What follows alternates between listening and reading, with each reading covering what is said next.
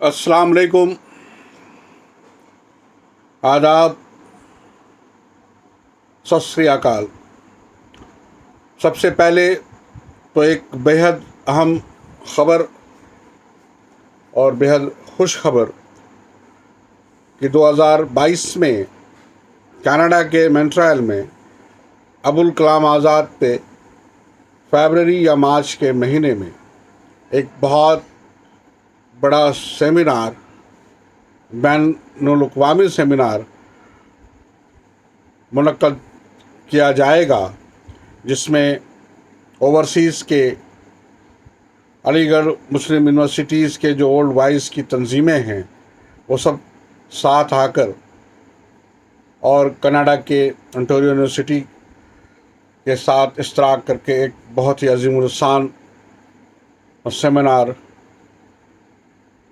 की प्लानिंग चल रही है, बातें हो रही हैं। इस खबर के बाद अबुल कलाम आज़ाद और अलीगढ़ मुस्लिम यूनिवर्सिटी अल हलाल की रोशनी में उस किताब के ताल्लुक़ से चंद एक बातें। ये अबुल कलाम आज़ाद और अलीगढ़ मुस्लिम यूनिवर्सिटी अल हलाल की रोशनी में किताब के ताल्लुक़ से किताब दोस्ती में ये दूसरी कड़ी है।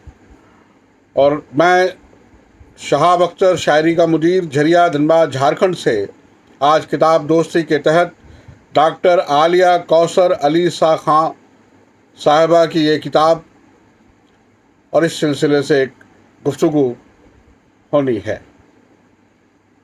सबसे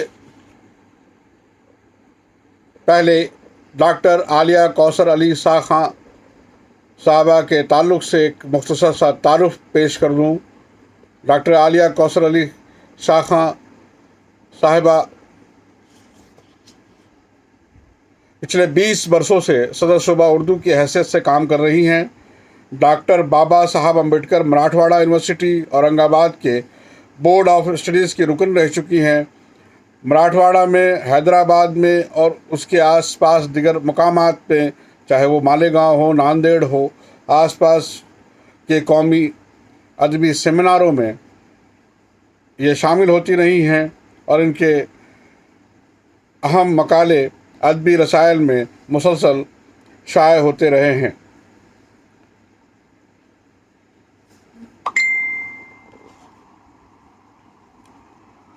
डॉक्टर आलिया कौसर अली शाह खां साहिबा महाराष्ट्र के औरंगाबाद शहर से ताल्लुक़ रखती हैं। वालिद मोहतरम जो इनके उस्ताद भी हैं, अली शाह खां, वालदा नसीम अख्तर साहबा, खुसर काजी मुफस्सर उद्दीन हबीबुद्दीन साहब इनामदार, फरजंद मोहम्मद शाह वीज़ इनामदार, और ये 20 सालों से सदर सूबा उर्दू के मुनसिफ पे कायम। आइए अब अबुल कलाम आज़ाद और अलीगढ़ मुस्लिम यूनिवर्सिटी अल हलाल की रोशनी में से एक दो बाब जो अहम है उसको मैं पढ़ूंगा और आप सब सुनेंगे।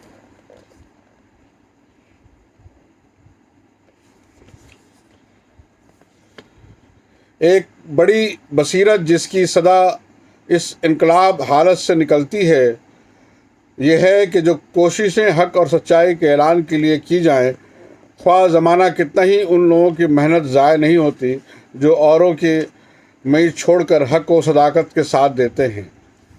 कारसाज कुदरत का वादा है कि मैं किसी काम करने वाले के काम को ज़ाय व रायगा नहीं करता। कारसाज कुदरत का वादा है कि मैं किसी काम करने वाले के काम को ज़ाय व रायगा नहीं करता।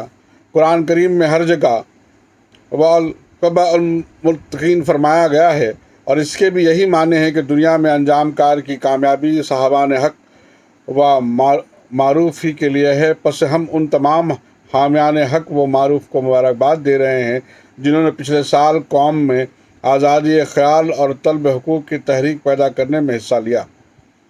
اس نصرت فرمائے حق نے کس قدر قلیل عرصے کے اندر ان کے صحیح مشکور کے نتائج حسنہ ان کو دکھلا دیے۔ حق و صداقت کا اعلان کوئی آسان کام نہیں ہے۔ حق و صداقت کا اعلان کوئی آسان کام نہیں ہے۔ اس کے لیے بہت بڑے صبر و انتظار و تحمل و ضبط کی ضرورت ہوتی ہے۔ کتنی پاک ہستیاں ہیں جنہوں نے دنیا میں اس کے بیج بوئے اور اپنی بڑی بڑی زندگیاں اس کی آب پاشی میں صرف کر دیں۔ پھر کتنے جان فروشان حق صداقت ہیں جنہوں نے اپنے اشک ہائے امید اور خونہائے حسرت و آرزو سے اسے بیج کے پودے کو سینچا، مگر با ہما ان کے آنکھوں کو اس کے برگ و دوبار کا منظر دیکھنا نصیب نہ ہوا۔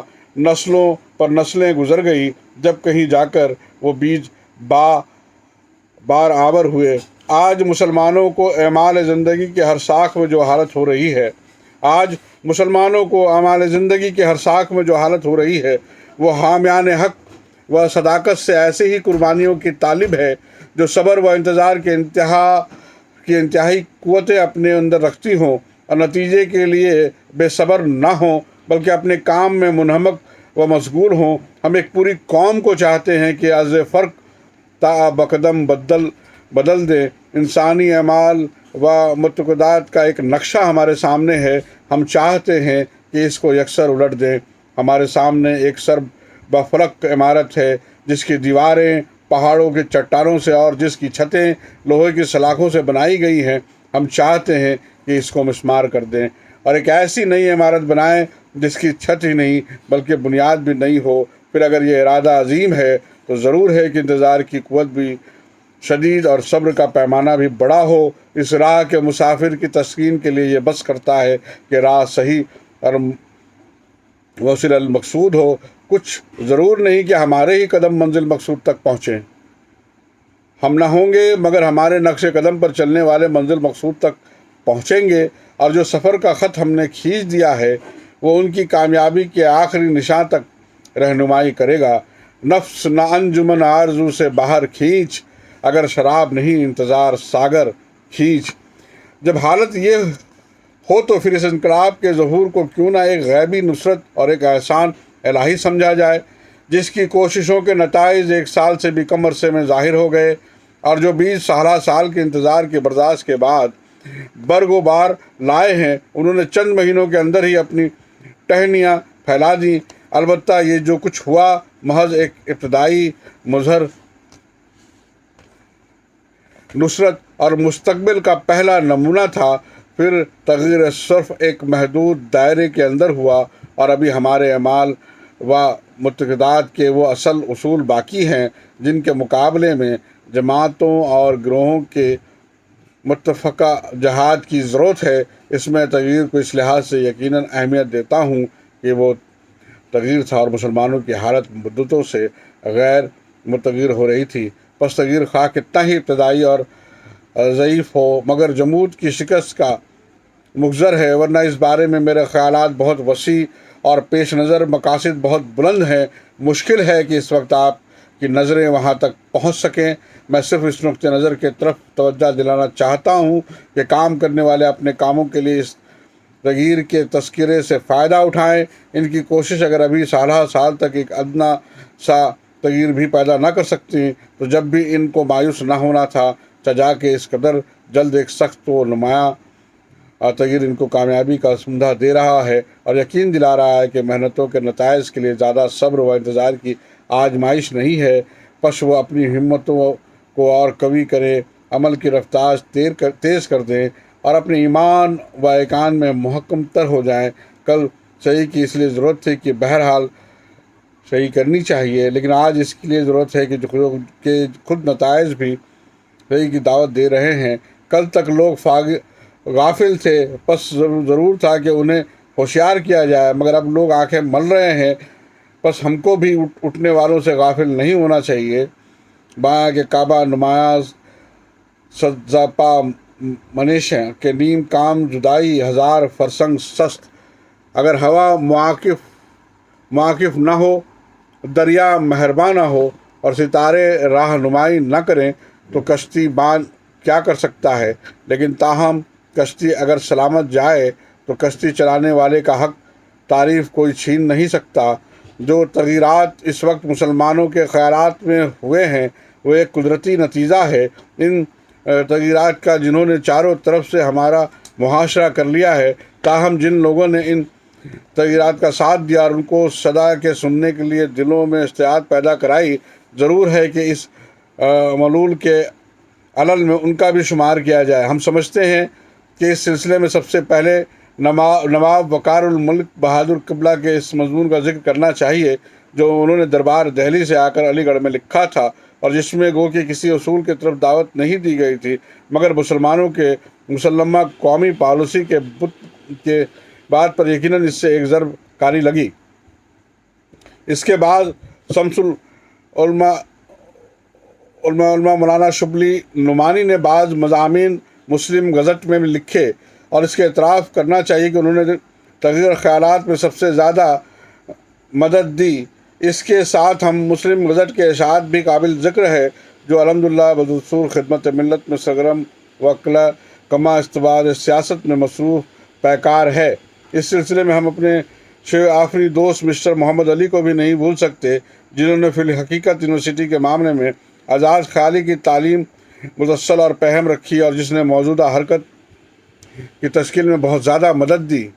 اس موقع پر یہ کہہ دینا ضروری سمجھتا ہوں کہ یہ جو کچھ ہوا محض سیاسی اعتقادات کا تغیر ہے، اور اس میں اس وقت کا منتظر ہوں جب کسی صحیح مذہبی تبدیلی کا ثبوت بین نمایاں ہو، کیونکہ بغیر اس کا کوئی ہنگامہ تغیر میرے لیے تصفی بخش نہیں ہو سکتا۔ البتہ چونکہ نئی گرفتاری کے لیے پچھلی گرفتاری سے آزاد ہونا ضروری ہے، اس لیے اس تغیر کو بھی اس سلسلے میں ابتدا سمجھتا ہوں۔